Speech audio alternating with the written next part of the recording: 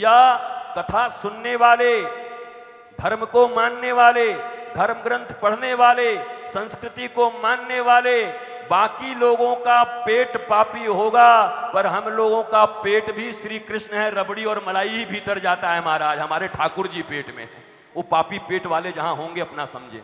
अरे भाषा तो सही बोला करो, भाषा भी पापी पेट का सवाल है महाराज जी। हम तो गृहस्थी हैं महाराज जी, हम कोई साधु थोड़े ही हैं महाराज जी, हमको तो बाल बच्चा देखना है महाराज जी, हमको आप लोगों को तो क्या है महाराज जी, आप लोग तो इधर महाराज जी, हम लोग तो महाराज जी, हम लोग तो घर में महाराज जी। अरे थोड़ा चुप तो रहो महाराज जी, महाराज जी, महाराज जी। गृहस्थी हैं, गृहस्थी हैं, गृहस्थी हैं। गृहस्थी बनो पर गृहांध कूप में मत डूबो।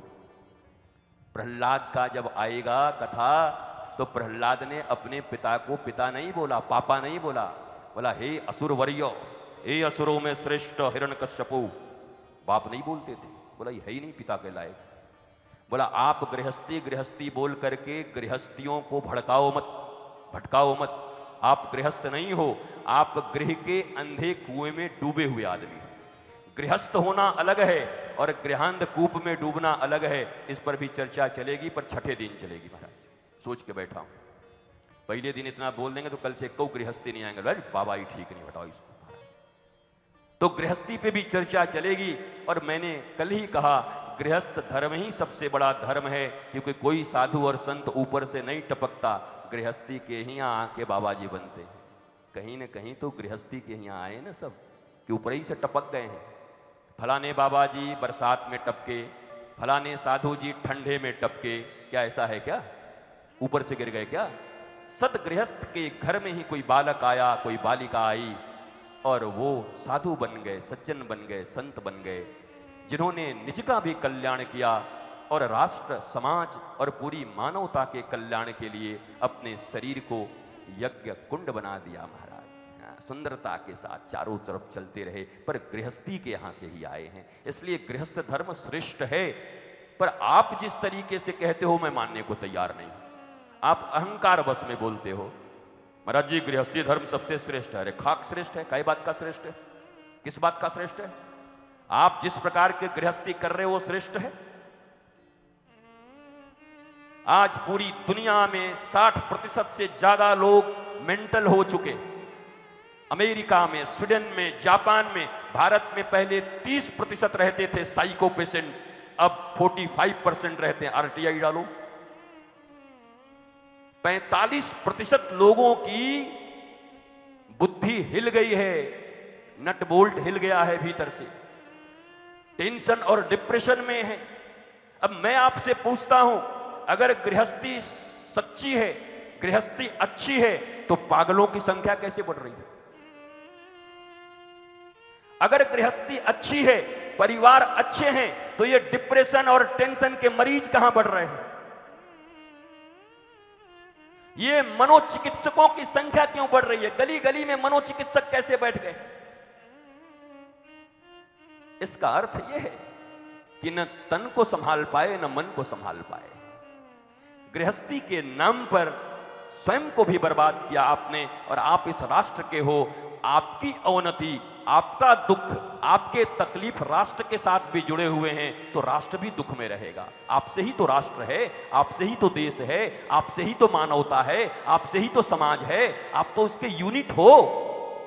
अगर आपके घर में अशांति है, अगर आपके घर में आनंद की कमी है, अगर आपके घर में आह्लाद की कमी है, तो भारत विश्वगुरु बनेगा, भारत सोने की चिड़िया बनेगी। कहां से बनेगी? कैसे बनेगा? वसुधैव कुटुंबकम हम कहते जरूर हैं, पर हम लोगों ने एक दिन, हम माधव दत्त जी सब बैठे हुए थे, स्वामी जी बैठे हुए थे, हम लोग चर्चा कर रहे थे कि वसुधैव कुटुंबकम की परिकल्पना जो सनातन शास्त्र में कही गई है वो कब सिद्ध होगी? पूरी वसुधा हमारी कुटुंब है, बड़ी अच्छी बात है, लेकिन बात तो तब बनेगी जब अपने ही कुटुंब को पूरी वसुधा मान करके पूजा पाठ, संस्कृति, आराधना और भगवान का घर अगर हम उसे बना लें तो वास्तव में एक एक घर वसुधा बन जाएगी और ऐसे घरों से पूरा वसुधा वसुधैव कुटुंबकम को सार्थक करेगा। नहीं तो ये रटने की बात रह गई है। हम तो बड़े लोग हैं, हम तो वसुधैव कुटुंबकम मानते हैं, हम तो वसुधा को कुटुंब मानते हैं, हम तो वसुधा को पूरा ये अरे तुम्हारे मानने से क्या होता है? तुम्हारे घर में 3 पागल बैठे हुए हैं, एक दिन रात डिप्रेशन की दवाई खा रहा है, एक घर से भाग गया है, एक हाय हाय कर रहा है और तुम वसुधैव कुटुंबकम की बात कर रहे हो। तुम्हारे कुटुंब में तुम वसुधा ना बना पाए, अपने कुटुंब में 5 लोगों को तुम संस्कार, सनातन संस्कृति, धर्म, परमात्मा के प्रति प्रेम, सुंदर जीवन जीने की नीतियां उनको न दे पाए और वसुधैव कुटुंबकम की बात कर रहे हो। दिल बहलाने को गालिब ख्याल अच्छा है।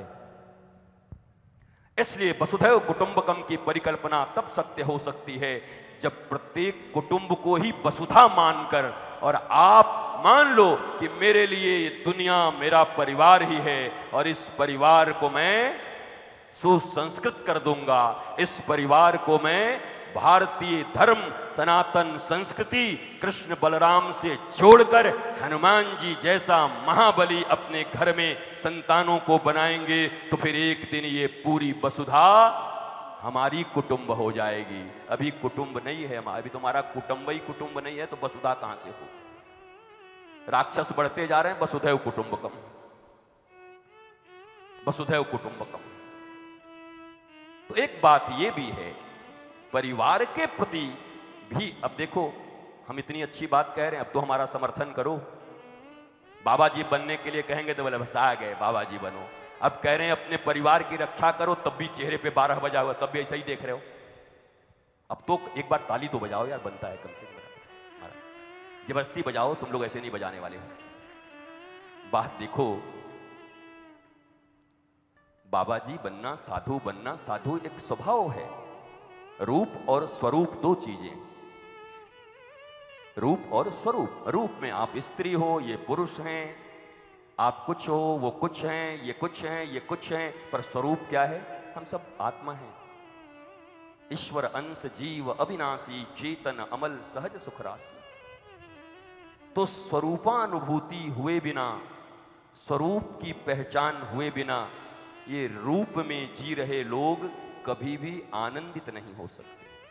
थोड़ी बहुत इतनी भाषा तो आप लोग समझते ही होंगे, विद्वान हैं आप, बलदेव जी में रहते हैं और आप भी जहाँ जहाँ बैठे हैं सब टीवी खोल खोल के अगर आप ये भागवत देख रहे हैं मतलब भागवत देखने का नशा आपको जरूर होगा, नहीं तो कुछ और देख रहे होते, कोई और टीवी देख रहे होते। तो जो लोग